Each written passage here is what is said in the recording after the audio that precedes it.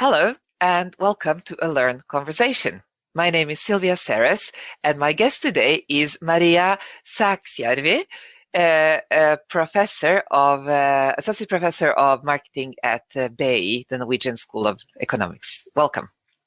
Thank you very much, Silvia. I bungled it up with the BI. What's the English title of BI? Please help me, Maria. I think it's just BI - a Norwegian School of Management. If I have understood it correctly. That's where we are. Yeah, excellent.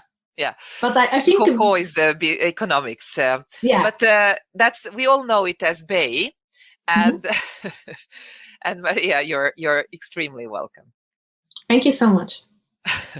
So this is going to be a slightly different conversation in LØRN. I'm just going to introduce it, and then we'll get on with the chat.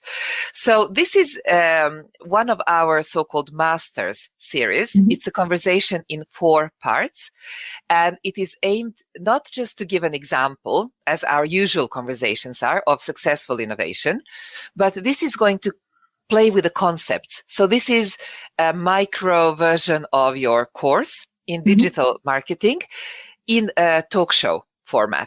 So you're teaching me over a cup of coffee, and we are hoping that people on the beach or in the mountains or on a fishing boat this summer will also use the opportunity to learn something about the subject of digital marketing in this case. And we plan to do this in 4 parts. The first part will be a 20 to 30 minute conversation about the background of the subject. So the basic concepts, the most important methods, and something about myths. You know, how do you bluff about digital marketing in a way that you can be actually a useful customer? A knowledgeable, wise customer. How do you order a good project? Know the basics. The second part will be about your favorite examples. And, what do they do differently in a way that exposes power of digital marketing in a memorable way. The third part will be about the cross-functional side of digital marketing. So you are a living example of a musical artist who has a PhD in marketing and is an academic and also gets her hands dirty with technology. So you code, etc. So I want people to understand how the different sides play to make you a better digital marketer. And the fourth part will be a start me up. So, how do I get started? Where do I go? What do I measure? Which tools do I need to start reading about? So we'll maybe play with either LØRN as a product or a project or with something else, but we'll try to see, okay, how would I go and get started so that our listeners can also go and get started when they're done listening to us. Sounds good? Sounds wonderful, Silvia. Let's get started. Let's get started. So our first question in usual conversations in LØRN is who are you and what has made you so? In a couple of minutes. I know it's very hard with your background, but who is Maria? So I will try to be brief because I could probably talk about this for a very long time and we don't want to bore you. So I'm Maria and I don't think I was ever meant to become an academic, at least not in my own head.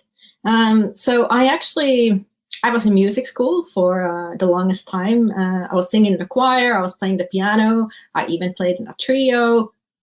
I sort of saw not myself necessarily as being an artist, but doing something related to that area or sphere. But then, life happens and you're supposed to choose a career.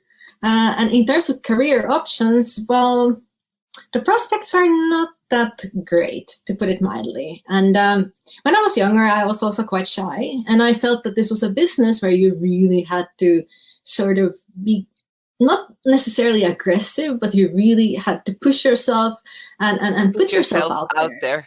Exactly. In a way that I didn't feel that I could do. Also, there were a lot of other people who were so much better at the piano than I was, let's be honest.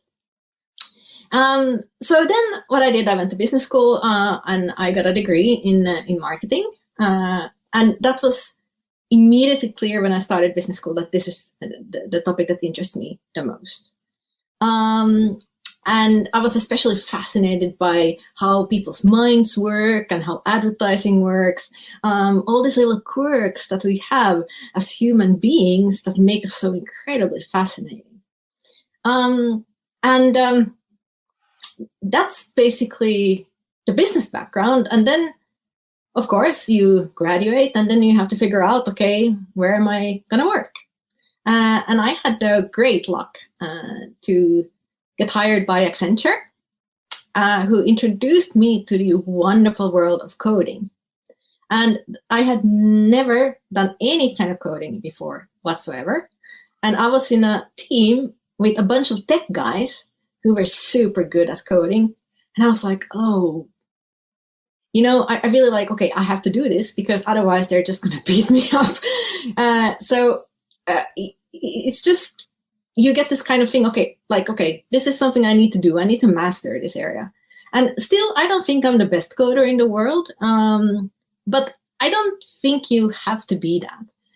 I think it's more important to get your hands dirty and see how things work. So I'm really curious how things work. And if you have, let's say, a coffee machine, you can take it apart and see how it works. Similarly, with digital marketing, you can piece it apart to get the inside of how it works. So it's like the inner mechanism of things. So I don't like these kinds of black box situations when I don't understand why A needs to be. I want to know why A needs to be, and I want to know how I can optimize that process. Very cool. So you have a definition in your letter to me at some place where you are a creativity and innovation specialist who's also a tech enthusiast. Yes.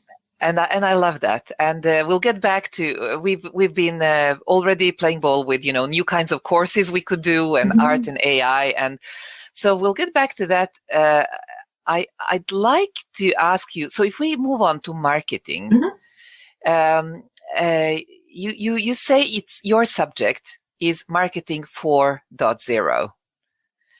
And yeah, because I'd really like to understand that. But I think we need to go to the origin story of marketing. And I'm learning a lot about marketing. We've had a conversation with also Ida Serneberg from Nordhoff. And I was thinking of digital marketing as marketing with electronic devices before.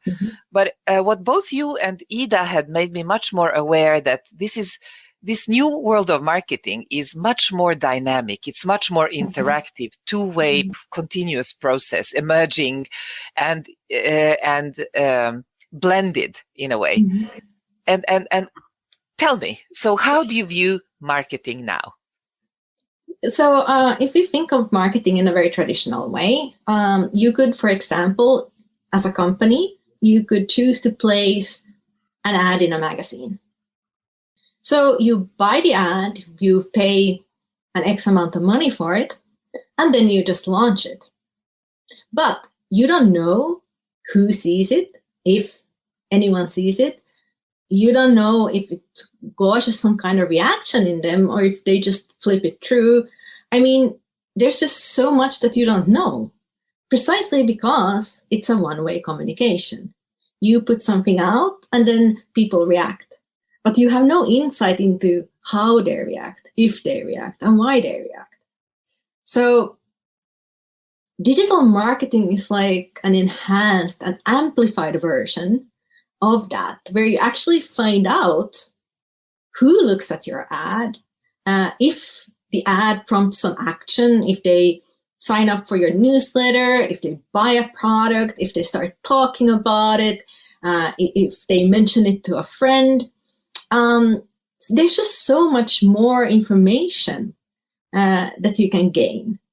And this is very good because as people, we get inundated with so many marketing messages per day that we automatically filter most of it out.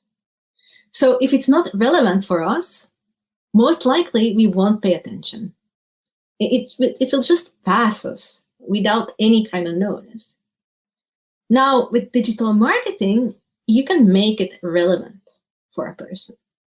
So you can say, okay, here's a person who likes, for example, Taylor Swift and Selena Gomez.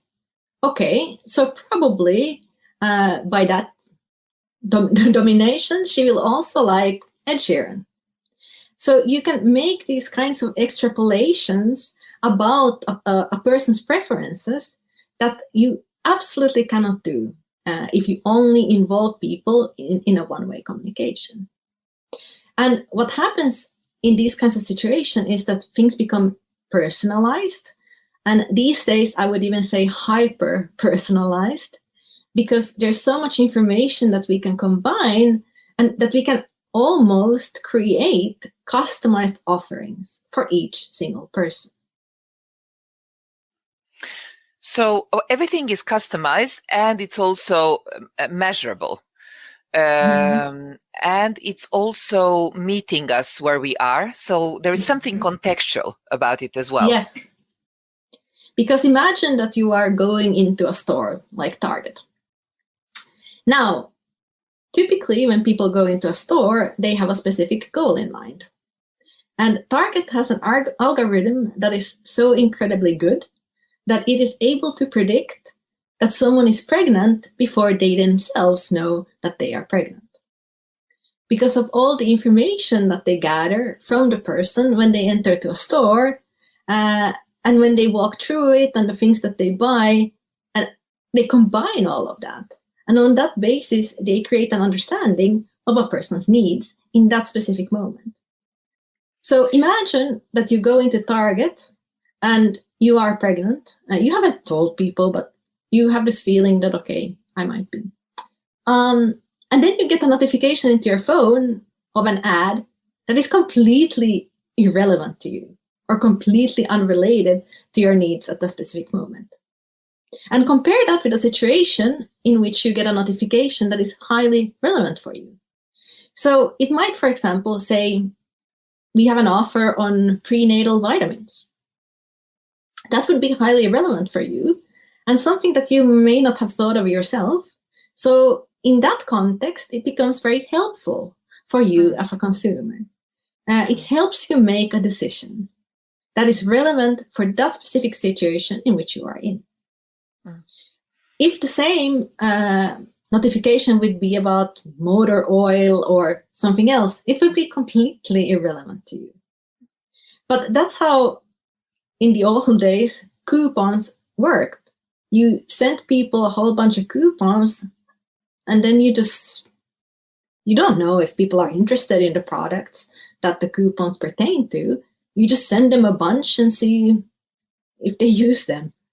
So it's much more targeted, it's much more specific, it's much more context-driven in terms of what a person might need in this specific moment. We'll go back to these digital ads and the word of digital, but I want to go a little bit back in the origin story of marketing. Okay. And in one way, I guess, we humans do two things. We innovate through use of technology, and we connect to each other through stories. So from the first cave paintings, I guess we were doing marketing, right? But there is this book called Merchants of Attention, which really I loved, and it goes way back to different modes of marketing, with the posters in France, on Paris, and later the war marketing in England, and actually some of the marketing done by the really bad guys in order to make a political movement later. And then, the radio shows, and then, it went from kind of being paper to being radio to being TV. I didn't really think about it, but, the way that you had to create new ways of communicating with people to keep people's attention. One thing is, things like news and the usual ads in between programs, but then they had to get started with the reality shows that were a different way of getting people's attention and therefore marketing to them. And something stops in the book after that TV. And it's almost like, it's really difficult to get a good overview of, okay, from there is this new Cambrian explosion. It's everything digital. But I think we've gone way, way past, banner ads. Yes. Programmatic. But there is, tell me a little bit about the origin story of marketing, and then, or how you view it, or what's, who understood it well, and then how that turned into digital, and what was the biggest change there? What's your story of the subject? I think marketing has basically always been about persuasion. At its core, you're trying to persuade someone to do something. And not as just you buy said, something, but not just buy something. It could be not do something. necessarily. It could also be about wanting someone to do something for you. I mean, word of mouth is marketing, but it doesn't necessarily involve purchase. It just involves the transmission of information from one person to the other. So, and as you pointed out, every new technology opens up new avenues for people to do that. I don't think that the human nature or human behavior has changed that much. But I do remember being slightly shocked when I read that the youth growing up these days, their attention span is shorter than a goldfish. And when I was young, at least we had a hold over the goldfish. We were a little bit better than the goldfish. But these days it's not. And that's simply because there is so much demand on our attention these days. We are bombarded with messages from everywhere. And it's not just the overt advertisements that you see. It's also the hidden clues. For example, the products that are embedded into reality shows. That's marketing. You don't really know if Kim Kardashian or any other person, if they are using a product in their show, if they really use it because they like it, or if it's simply a product endorsement. And of course, product placement has been in movies, and now we are seeing it in virtual video games. Because the truth is, most of the world that we live in is, I don't want to say it's man-made, but the demands on our attention are not generated by nature. They are generated by the type of content that people have produced. So it's technically our fault that the attention span of the young generation is lower than it has ever been. But Maria, can I ask you a question there? Are we, so I know my friends in Silicon Valley, these PhDs from Stanford, I was shocked by how much psychology, how much philosophy, how much, not just theoretical maths, which is my thing, but it's all they are going so scientifically into the business of manipulation of our consciousness. We are really a little too good at this game now for our human best. I love this guy called Nicholas Carr. I think his name is now, it's ages ago. And he wrote about, is Google making us stupid? And also he wrote a book called Shallow. So the first one was an article in The Atlantic, I think. And he's a really good provocateur. And he's basically saying that he noticed that he can't read the book, before he could read the big book. Now he just goes to the back page. I always do that, by the way, as well, which is why audiobooks work well for me, because they force me, to stay the track. And he says he was beginning to wonder if there's something about his attention span. And then he did some research, and then there was a lot of, pointers into exactly what you're saying. And, but it is partly because, people want us to see their ads, and we have created tools that are a little too strong for our own good. But you also, as a person, you have the choice to introduce filtering mechanisms into your life. You don't have to be on Facebook if you don't want to. You don't have to be on Instagram. You don't have to be on Twitter. So it's also a conscious choice of what you choose to attend to. And to me, I'm on Facebook because I want to be.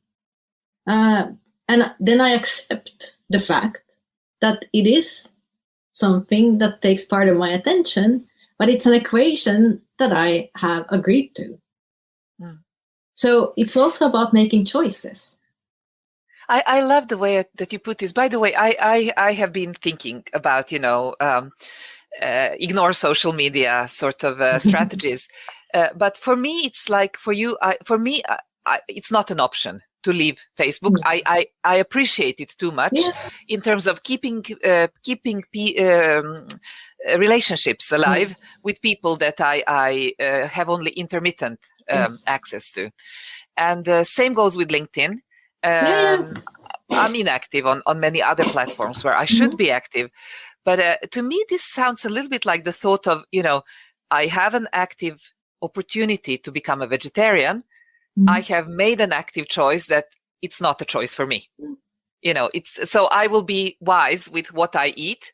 I won't eat too much meat, but I will try to eat healthy, but I choose to keep it as part of my diet. So it's a little bit like, you have to be conscious about your information diet and have a strategy for coping.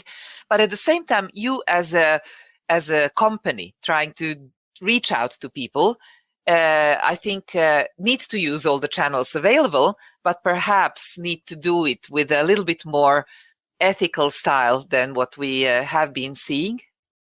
Okay, but do you have to use all the channels available? I don't know. Because that would be my first question. So my first recommendation is always know your customers. Where are they? If they are not on a specific channel, do you need to be there? No. So it's really about knowing your target audience and knowing them really well.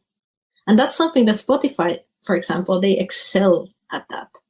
They are so in tune with their audience and they know so much about them, about their preferences and what they want. And then everything is targeted toward that. And that would be my recommendation. Don't be on a channel just because everyone else is there. Be there because it's meaningful for you, because it's meaningful for your customers. And it enables you to have a dialogue with them, to understand them better, to learn about their preferences, and thereby being able to be more than just an attention hacker, so to say. Attention hacker, I like that as well. So let's get back to that, because I'll be asking you for tools for attention hacking later on. And perhaps doing it in a wise way where you know yourself and you know your audience as well.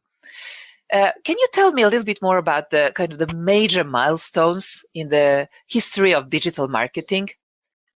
So digital marketing technically started out with banner ads, but that's not something that I find particularly interesting. I think the big revolution really came when the search engines were launched. So first, of course, Yahoo and Alta Vista, but the game changer was really Google. With Google came keyword optimization, all the things that we know now in terms of making sure that you are at the top of whatever people see, whatever consideration set they might have in their minds. So to me, that's the first big milestone. And the second one is really social media, because people may say whatever they want about social media, but the truth is we are social animals as people. We have a need to connect to other people. And when I was young, for example, I have always been so curious about people from different countries and different cultures. And when I was young, the only way I could reach and connect with those people was through writing letters. So I had more than 100 pen pals all over the world because I was just so eager to learn things like that. And sometimes, it was difficult to find the right people. You had to maybe filter through a couple of contacts. And these days, you don't have to do that. So social media has made the world smaller in some ways because you are able to find like-minded people quite easily. You're able to connect with them quite easily. And you're able to have conversations with them regardless of your geographical location and regardless of, let's say, your background. Even if you're not an Ivy League graduate, you can talk with people who are very knowledgeable about certain things. And that, I think, is why social media is so incredibly important. So yeah, I know people slam it, but it serves an important social function. Mm-hmm. Now, of course, with that also comes the negative sides. And social comparison is probably one of the worst. Now, again, social comparison is inherent to humans. But in the earlier days, it was inherited to smaller groups. For example, our closest neighbors. You wanted to keep up with the Joneses. But that scope has broadened a lot because you're able to see, in the early days, you didn't necessarily know if your neighbor was vacationing in some exotic location because they didn't share pictures. But these days, people flaunt their wealth in a much more open way. And you're able to concretely see things that you previously had no access to unless those people were really in your inner circle. I think that point is extremely important. And so I think there is also this backlash in a way where we are trying to go back to something simpler, something purer in some ways. And you can see that nostalgic tone in also some of the marketing that's coming our way now. Yes, that's true. But again, we shouldn't blame social media because exactly the same happened when the TV was introduced to remote islands where people hadn't had any kind of exposure to Western lifestyles. And suddenly they see all these people driving their fancy cars, living in these fancy houses. And suddenly they wanted things that they had never desired before, just because they had a window into the lives of people that they previously did not have access to. So yeah, we can blame TV, we can blame the radio, we can blame social media. But everything that they really do is that they open up windows to worlds that were previously not accessible to us. So I notice I'm being dragged towards a very nice political and ethical discussion here, but I need to pull it back to business, basically. So just one of the things I'm thinking about is I remember being a Yugoslavian teenage girl and, watching, things like Dynasty and Dallas, but later, Beverly Hills and that was big. Yeah. But, thinking that this is a different world and, I think we have really not thought about the political positive marketing of the Western world to the rest of the world through the TV and Hollywood kind of channels. So now I'm a business and there is this world of social media, one-to-one marketing, data-driven, and I know that it could allow me to reach my potential customers better, but how do I connect it to my business goals? How do I start thinking about it? What are the methods that I should be using? So my recommendation would really to start out with having a digital marketing strategy. And very simply, it just means, what are your goals with your digital marketing? And the goal shouldn't be we should be on Facebook because our competitor is on Facebook. It should be more insightful than that. So, okay, if we choose to be on Facebook, what will that yield? And then systematically examining the entire digital landscape to vet out those opportunities that are best suited for your specific brand. And again, that doesn't mean that you have to be everywhere. That means that you are mindfully making a choice in terms of what can really help us to reach our customers better, to speak to them in such a way that they prefer to do business with us than with others. It also means not only putting the message out there, but following up and getting feedback from analytics on how it works. So let's say that you hire this really expensive ad agency and they create a really fancy campaign and you launch it and people don't like it. You have to accept that. You have to accept that, okay, there was something here that didn't work, that didn't resonate with our audience. And then you have to pivot and start over again. So it's a lot about this element of experimentation that people are quite uncomfortable with. And we don't see it, but every single time that I look at a Facebook page, it's not the same page that other people see, because Facebook run experiments all the time. And it's something called A/B testing. I see one version of a web page and you see another version. And then they repeat these tests and to find out, okay, which version do people prefer? And they can run 400 different versions of the same web page simultaneously. And then they choose the one that gives the best result.